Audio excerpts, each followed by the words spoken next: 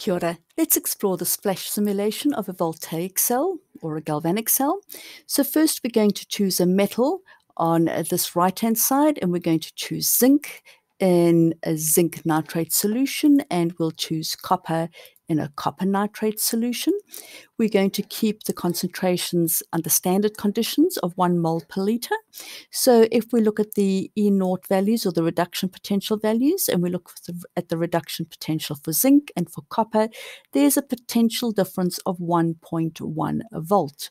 So I'm going to switch it on now and see what happens. And you can see that my zinc is being oxidized, and I'm forming zinc ions, and the electrons are going through the LED through to the copper. The copper ions are picking up those electrons that have come from the zinc, and they are being reduced. And I hope you noticed that I had a voltage of 1.1 volts, as I would expect. I can look at it under or at the molecular level, and you'll notice the oxidation happening here at the zinc and the reduction happening at the copper.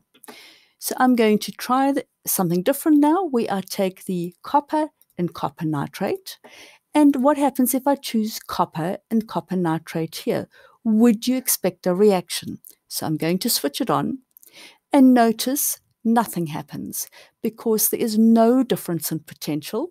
So it's an equilibrium, and yes, I will have sort of something happening here at microscopic level, but it's not going to have any sort of reaction. I could try this again, and what happens if I choose zinc metal and I tried it in copper nitrate, and over here what happens if I chose copper in zinc nitrate and I switch it on. And notice nothing happens on this side, but over here I have my copper ions directly reacting with the zinc.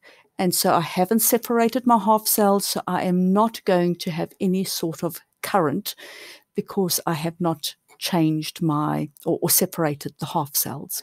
So it's very good to explore what happens.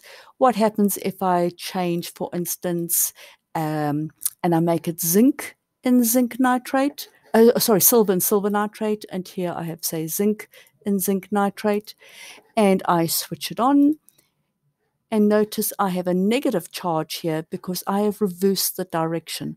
I've made the more reactive metal, silver, on the right-hand side and not on the left-hand side. So it's not the color of the wires that's important.